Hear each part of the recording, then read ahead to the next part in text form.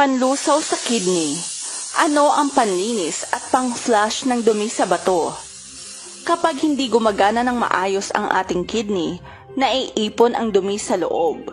Nakakaapekto ito sa atay at ibang parte ng katawan. Kaya't pakiramdam natin ay pagod, masakit ang ulo o malaki ang tiyan. Nakakatulong ang paglinis ng kidney sa pagproseso ng kinakain natin at pagsipsip ng mga nutrisyon nito para di mawalan ng lakas o manghina. Nakakatulong din ang pagbanlaw o paglinis ng kidney para maiwasan na magkaroon ng impeksyon at sakit sa pantog. Makakatulong din ang paglinis ng ating bato sa pagkakaroon ng kidney stones. Gandang gabi sa inyo lahat. So, dapat bukas pa talaga ang interview ko kay ate, no? Ano ang pangalan natin? Clarita.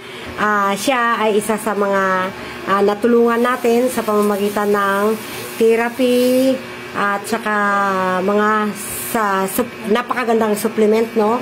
So, marami na siyang nararamdaman at siya na lang ang magkwento ngayon. So, ayan po, pakinggan niyo po yung kwento ni Ma'am Clarita at saka yung bago siya dumating dito sa aking tahanan at ngayon na gabi ay pauwi na rin siya doon sa kanilang lugar. Kung ano ang naramdaman niya nung una na hindi ko pa siya na therapy at saka napainom ng mga supplement.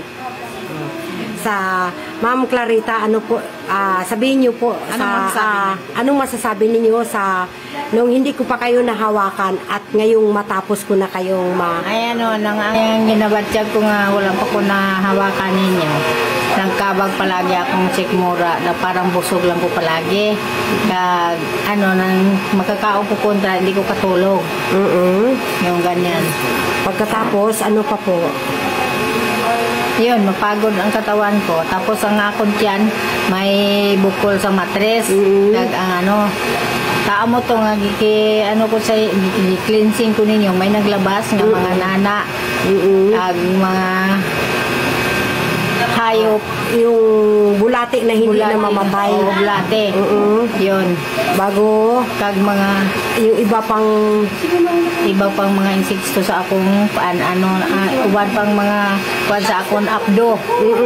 Gallstone, kidney stone, sa mga bulate na hindi na mamatay. Magsimula, Ma'am Clarita, na lumabas po yung alaga ninyo sa loob ng katawan ninyo. Ano po ang nararamdaman ninyo ngayon kumpara sa mga nakaraan? Ayun, lalo pa na therapy ko, nag-anda ng katawan ko. Gumanda yung katawan nyo nung na-therapy kayo.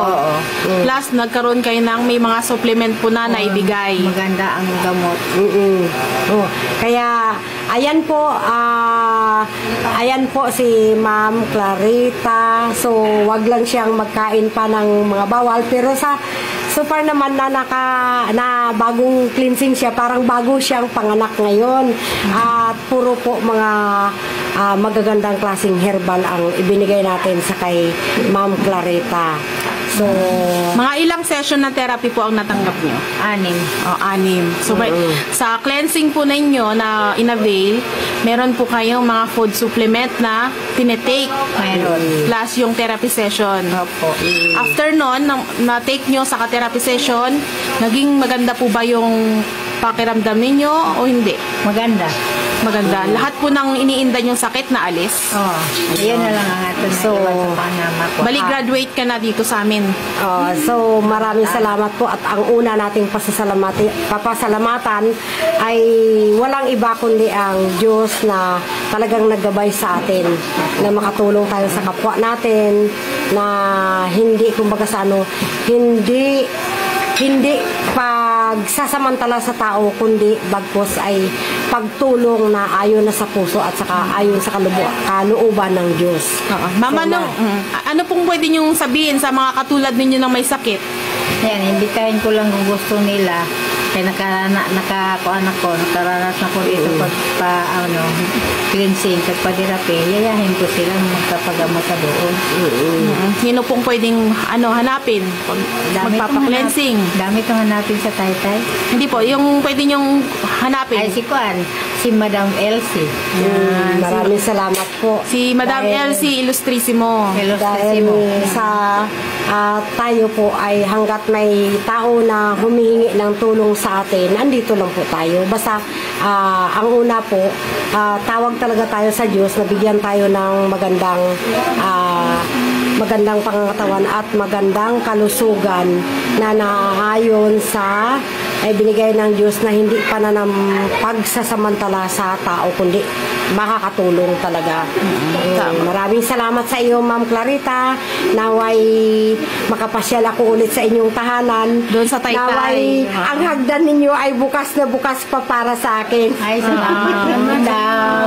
Kayo po, anumang oras na pumunta kayo dito sa amin, welcome na welcome po kayo. Magsama kayo ng mga kaibigan nyo. Wala kayong matuluyan. Dito po ay welcome na welcome kayo. Salamat nga, salamat. Ayan, Maraming salamat. Maraming salamat din po sa inyo. Thank you po.